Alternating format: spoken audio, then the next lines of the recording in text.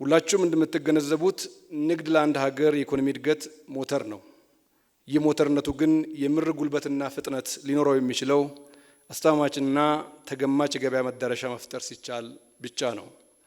ኢትዮጵያ የዓለም ንግድ ድርጅት አባል ለመሆን ስትወስን የኢኮኖሚ እድገትና ልማትን ማፋጠን፣ የውጭ ኢንቨስትመንትን መሳብ፣ ተገማችና ግልጽ የገበያ ተደራሽነትን ማረጋገጥና የዓለም ንግድ ፍጥነት ባህሪና አቅጣጫ ላይ የራሷን ሚና መጫወት የሚሉ አበይት ዓላማዎችን ለማሳካት በማሰብ ነው።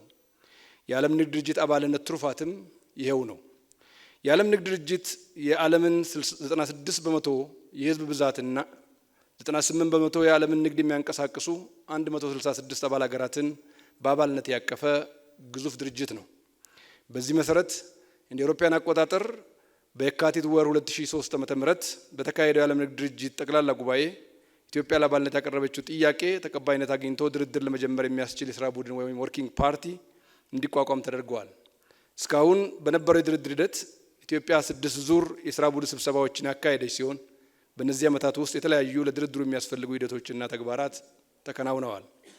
በዚህም መሰረት የመጀመሪያው የስራ ቡድን ስብሰባ እንደ አውሮፓውያን አቆጣጠር ግንቦት 16 ቀን 2008 ዓ.ም፣ ሁለተኛው የስራ ቡድን ስብሰባ እንደ አውሮፓውያን አቆጣጠር ግንቦት 6 ቀን 2011 ዓ.ም፣ ሶስተኛው የስራ ቡድን ስብሰባ እንደ አውሮፓውያን አቆጣጠር መጋቢት 28 ቀን 2012 ዓ.ም ያካሄደች ሲሆን ከ8 ዓመታት መቀዛቀዝ በኋላ የመንግስት ለውጥ ባደረግን ማግስት ለምናካሄዳቸው ሀገር በቀል ሪፎርም እቅዶቻችን አካል በማድረግ አራተኛውን የስራ ቡድን ስብሰባ እንደ አውሮፓውያን አቆጣጠር ጥር 30 2020 አካሂደናል።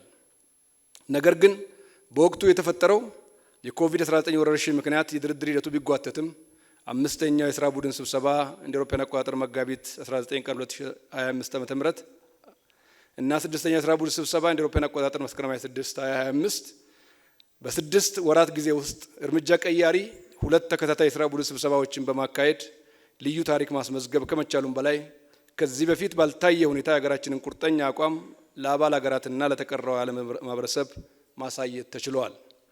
ይህን አኩሪ ተግባር በማከናወን ረገድ የብሔራዊ ድርድር ኮሚቴውና የቴክኒክ ኮሚቴ አባላት ለተጫወቱት እልህ አስጨራሽ ሚና በክቡር ምክትል ጠቅላይ ሚኒስትር ፊት እንዳመሰግን ይፈቀድልኝ።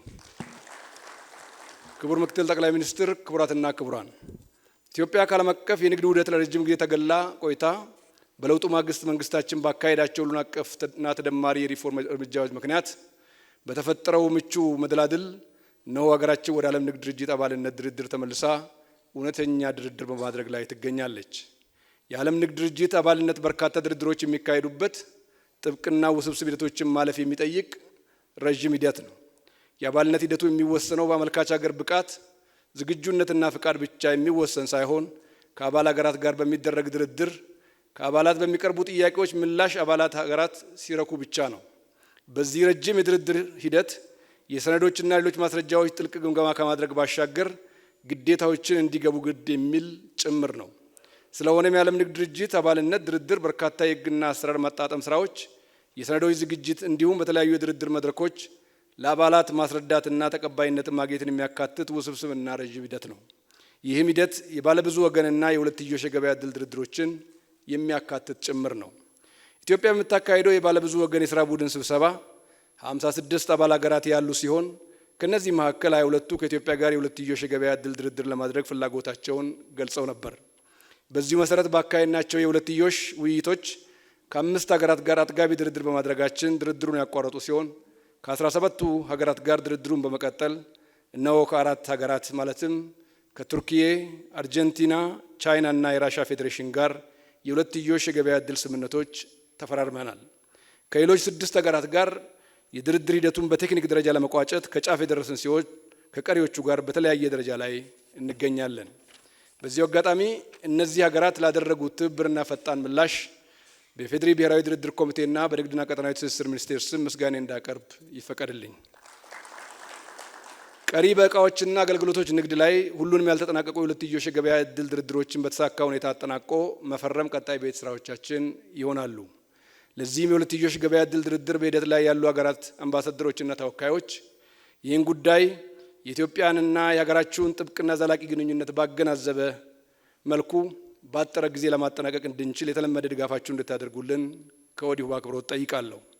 ክቡር ምክትል ጠቅላይ ሚኒስትር፣ ክቡራትና ክቡራን፣ እስካሁን ባደረግናቸው የባለብዙ ወገን ድርድሮች የተለያዩ የኢኮኖሚ ፖሊሲ ጉዳዮችን፣ የኢንቨስትመንት ከባቢን፣ አእምሯዊ ንብረት ጥበቃን፣ ለኢንዱስትሪዎች የሚሰጥ ማበረታቻ ድጋፍና አጠቃላይ ንግድና ንግድ ነክ ጉዳዮችን ያካተቱ የውጭ ንግድ ስርዓታችን የሚዳስሱ ከ1050 በላይ ጥያቄዎች ከአባል ሀገራት ቀርበውልን ሁሉንም በአጥጋቢ ሁኔታ የመለስን ሲሆን 410 የህግ ማሻሻያዎችና አዳዲስ ህጎችን ሰንደን ለድርጅቱ አስረክበናል። ከዚሁ ጋር በተያያዘ 32 የግዴታ የሚገባባቸው አንቀጾች ወይም ኮሚትመንት ላንጉዌጅስ አደራጅተን የላክን ሲሆን ቀጣይ ድርድር የምናደርግባቸው ቁልፍ ጉዳዮች ይሆናሉ። በዚህ አግባብ በቅርቡ ጊዜ በተደረጉ ጥረቶች ኢትዮጵያ የተለያዩ ፖሊሲዎችና ህጎችን በማውጣትና በማሻሻል የቁጥጥር ተቋማትን በማጠናከርና በማዘመን ከዓለም አቀፍ ምርጥ ተሞክሮች ጋር በማጣጣምና ግልጽነትን በማስፈን ጉዞዋን አጠናክራለች። እነዚህ ጥረቶች ደህንነቱ የተጠበቀና የተረጋገጠ የንግድ ከባቢን በመፍጠር የሀገር ውስጥ ሸማቾችንና አምራቾችን ተጠቃሚነት በማሳደግ የውጭ ገበያ ዕድልን በማስፋት የኢንዱስትሪ እድገትን በማፋጠንና የኢትዮጵያ ምርቶችን ዓለም አቀፍ ተወዳዳሪነት በማሳደግ በአሁኑ ጊዜ የዓለም ንግድ ድርጅትን በመቀላቀል የብዝሃ ወገን ንግድ ስርዓት አካል ለመሆን ተዘጋጅታለች።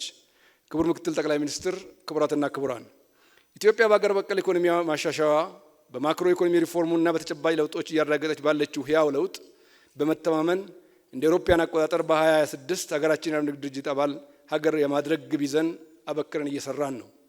ይህን ግብ እውን ለማድረግም ፍኖተ ካርታ አዘጋጅተን እየተገበርን ሲሆን በዚሁ መሰረት የባለ ብዙ ወገን ድርድሮች ትኩረት የሀገር ውስጥ ህግጋትን ከዓለም ንግድ ድርጅት ህግጋት ጋር ከማስማማት ጋር የተያያዙ ሁሉንም ያልተጠናቀቁ የባለ ብዙ ወገን ውይይቶችን ማጠናቀቅ፣ የህግ አፈጻጸም እቅድ ወይም ሌጅስሌቲቭ አክሽን ፕላን እና አስፈላጊ የማረጋገጫ ዝርዝሮች ያሉ የሚጠየቁ ሰነዶችን በወቅቱ ማስገባትና ማዘመንን ማረጋገጥ የመሳሰሉ ተግባራት እየተከናወኑ ይገኛል። የዓለም ንግድ ድርጅት አባልነት ለኢትዮጵያ የፖሊሲ ምርጫ ብቻ አይደለም፣ የኢኮኖሚ አቅሟን ለመጠቀምና የረዥም ጊዜ የልማት አቅጣጫዋን ለማረጋገጥ ስትራቴጂካዊ ጉዳይም ጭምር እንጂ። ስለሆነም የዓለም ንግድ ድርጅት አባልነት ሂደቱን በተሳካ ሁኔታ ማስተዳደርና የአባልነት ጥቅሞቹን ከፍ ማድረግ ከሀገር ውስጥና ከዓለም አቀፍ ባለድርሻ አካላት እንዲሁም ከድርጅቱ አባላት ጋር የተቀናጀ ጥረትና ትብብር ይጠይቃል። መንግስታችን ከሚመለከታቸው አህጉራዊና ዓለም አቀፋዊ ድርጅቶች እንዲሁም በዓለም አቀፍ ደረጃ ከሚገኙ ዲፕሎማቲክ ማህበረሰብ አባላት ጋር በቅርበት እየሰራ ሲሆን ይህ ቅንጅት ተጠናክሮ የሚቀጥልም ይሆናል።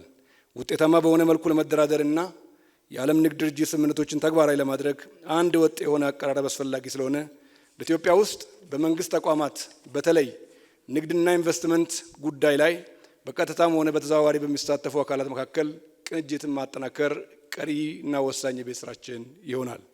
ስለሆነም ሁላችንም የየድርሻችንን ሚና በመወጣት የዓለም ንግድ ድርጅት ማዕቀፍ ሀገራችን ወደ ዓለም አቀፉ የንግድ ስርዓት ለመቀላቀል እያደረገች ያለችውን ጥረት እውን ታደርጉ ዘንድ ጥሬን አስተላልፋለሁ።